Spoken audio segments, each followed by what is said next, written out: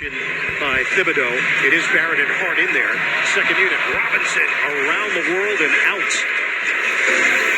31-30, Heat.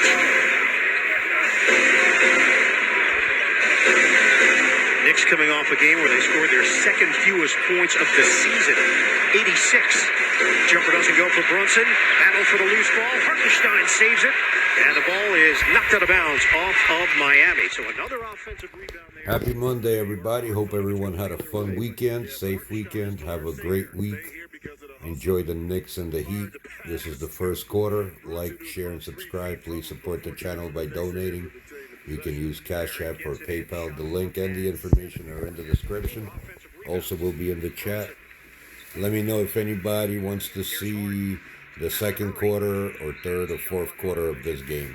Leave your comments. Share the video.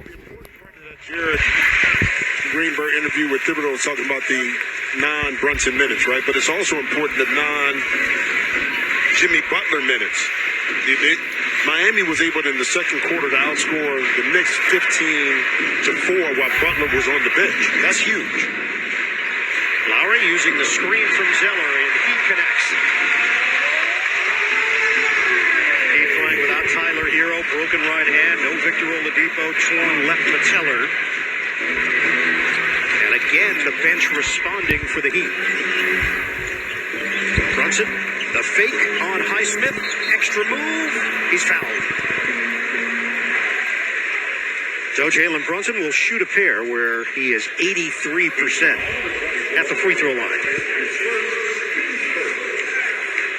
The NBA on TNT is brought to you by Levi's, celebrating 150 years of the 501 gene. 20 points or more in all 8 playoff games for Brunson, dealing with that right ankle injury that he suffered earlier in the series. And how much that is affecting his long-range shooting is interesting because in the 2 losses, he was 0 for 7 and 0 for 5 from behind the three-point line. Now, he's not going to say it's an excuse. He's not going to use it. But it's pretty ironic that a young man that can shoot the basketball from behind the three-point line throughout the course of the season, and we saw that in the first half, he shot 41%. Now all of a sudden you turn into a bad shooter with some open looks. How much the ankle has on his lip as the further you get away from the basket may be a key indicator to that. He has been such a rock for this team throughout the season, here in the playoffs as well. Miami up by 1. Screen from Zeller. Hart fights through it. Lowry trying to give it up. Flicks it. Robinson the jumper. He's got it. Duncan Robinson. Shooting numbers were down this season, but they're up in the postseason. Brunson drags the defender with him. Toppin not shy from long range. It's an air ball. Miami up by 4, looking for more. Martin inside, clear push from Toppin. And a foul called. But you go back to that Duncan Robinson play. You talked about his shooting being down. I think his confidence at times was down during the course of the season. Even last year, putting more pressure on himself. Once he was able to obtain a big-time contract, the expectations were a lot higher. But when he can play with freedom in regards to his mind and just play basketball and don't worry about it, we've seen how he can exploit the defense and offer up other opportunities offensively for this Heat team, in particular on the second unit. We were wondering if Thibodeau would expand the bench with no Quickly. He does, with Miles McBride now in there. And Miami Heat turned it over. Lowry couldn't bring it in cleanly off the errant feet. That's 4 turnovers now for Miami. Early stages, second quarter, Heat 36, Knicks 32. Miami leads the series 2-1. Toppin, open look. Rebounded by Martin. That time Barrett's pass was a little low for Toppin. He had to bend down a little bit more to gather it to get into a shot. Martin defended tightly there by Hart, 10 to shoot. Robinson frees himself. Takes it to the cup and denied by Hartenstein. Ball gets knocked around and Highsmith is in the right spot for 2. Heat up by 6, matching their largest lead. McBride stumbles because he was shoved.